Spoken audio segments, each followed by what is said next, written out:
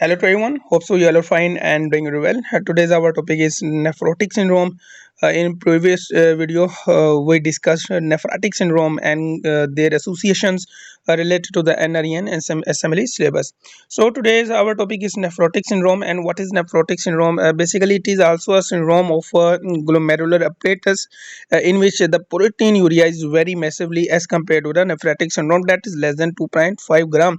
But in nephrotic syndrome, the protein urea is greater than 3.5 gram per day, but in some books written as 3 gram per day, greater than 3 gram per day. Okay. Hyperlipidemia is a presentation of nephrotic syndrome because of होता ये है कि protein urea जब हो axis quantity में protein जब leak out हो urine में, तो हमारा जो लीवर है वो बॉडी की रिक्वायरमेंट जो है प्रोटीन्स को उसको पूरा करने में कंपेंसेटरी मैकेनिज्म करता है, जिसकी वजह से जो प्रोटीन है वो बनना शुरू होती है और प्रोटीन के साथ साथ लिपोजेनेसिस भी होती है। ठीक है। दूसरा फैक्टर हाइपरलिपिडीमिया का ये है, कंट्रीब्यूटिंग फैक्टर है नेफ्रोटिक सिंड्रोम में, वो ये है कि लाइपोप्रोटीन जो है वो वेस्ट आउट होती हैं इन यूरिन। ठीक है। तो जब लाइपोप्रोटीन वेस्ट होती हैं तो वो जो कोलेस्ट्रॉल का मैकेनिज्म जो है वो क्लियरेंस है वो खत्म हो जाती है, जिसकी वजह से जो है वो बॉडी में हाइपरलिपिडीमिया हो जाता है। ठीक है। Generalise oedema ascites as because of there is a state of hypoalbuminaemia. ठीक है। और आप सबको पता है कि ऑन्कोटिक प्रेशर का जो मेजर कंट्रीब्यूटिंग फैक्टर है वो एल्ब्यूमिन है, और जब एल्ब्यूमिन ही शॉर्ट हो जाएगी हमारी बॉडी में, तो that will lead to the generalized edema और may be ascites. Low serum albuminemia, hypogammaglobulinemia, अगर ये हो जाएगा तो होगा क्या कि जो पेशेंट है उसमें इन्फेक्शन होने के ज़्यादा चांसेस हो सकते हैं। Thrombosis, specially renal vein thrombosis, इसमें होता है ये कि जो प्रोटीन सी है, एस है, जो कि नेचुरल ब्लड थिनर्स होते हैं, और एंटीथ्रोबिन 3 है वो यूरिन में लीक आउट होता है, जिसकी वजह से जो है वो हाइपर कोएगुलेबिलिटी स्टेट बन जाती है, जिसकी वजह से थ्रोम्बोसिस हो जाती है, specially in renal vein thrombosis. तो आज की इस वीडियो में जो नेफ्रोटिक सिंड्रोम है, इसकी एसोसिएशन में हम मिनिमल चेन डिजीज और मेम्ब्रेनस नेफ्रोपैथी भरेंगे, क्योंकि ये एनआरई में हमें दिया हुआ है कि हमने सिर्फ इसको ही करना है, बाकियों को भूल जाओ। So what is minimal chain nephropathy? Most common cause of nephrotic syndrome in children. Okay. In nephrotic syndrome, most common cause of nephrotic syndrome is post-streptococcal glomerulonephritis. Okay. In nephrotic syndrome, the most common cause is minimal chain nephropathy. Podocyte of glomeruli are damaged by T cells. Special cytokines are released by T cells. Secondary causes includes NSAIDs use and Hawking disease, that is hematological disease.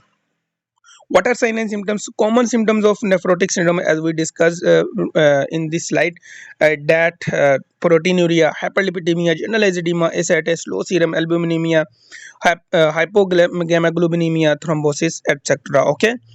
So investigation of choice are what? Light microscope appears normal because this is a very minimal type of disease. Okay. Electron microscope reveals effacement of the podocytes. Okay. In next slide I will show you what is effacement. So here you can see effacement, or you can see via googling what is effacement in minimal chain nephropathy. What is treatment? Basically it is a steroid therapy, prednisolone, and it is more effective in children.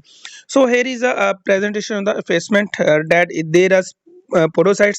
Basically podocytes have a negative charge, and we also know that albumin also have negative charge. When both same charges are come across each other, then they repel each other. So whenever there is no foot process of the podocytes, that means there is a losing of negative charge barrier.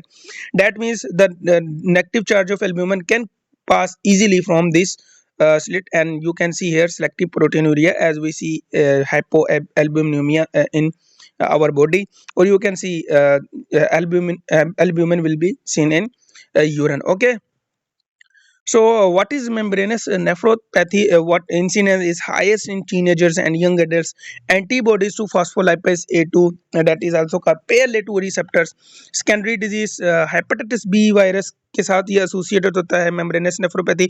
Not only hepatitis B virus के साथ, hepatitis C के साथ भी ये associated हो सकता है।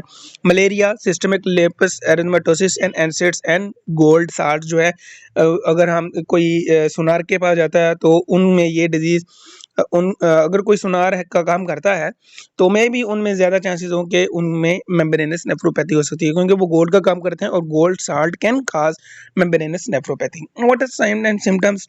NSR का that is also called generalized edema due to the state of hypoalbuminemia and thrombosis due to the loss of protein C as that is natural blood thinners in our serum, and loss of antithrombin 3 that will lead to the hypercoagulability state, that will lead to the thrombosis, especially in the renal vein thrombosis.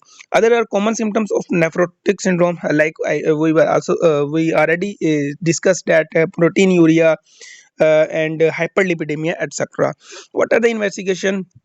A light microscope reveals thickening of the glomerular basement membrane, and electron microscopy reveals spike and dome appearance. We will see in the next slide. And granular deposit of the immunoglobulin G at subepithelial side of the basement membrane. Okay, and what is the treatment? Basically, we have to inhibit the RAS mechanism by giving ACE inhibitors and angiotensin receptor blockers and prednisolone and immunosuppressive therapy in case of refractory to the RAS alone treatment.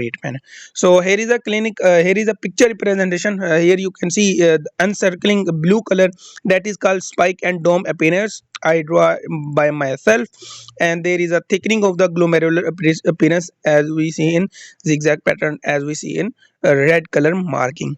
So thank you so much. If you found this lecture very helpful, please do a hit button of like and subscribe my channel. Allah Hafiz.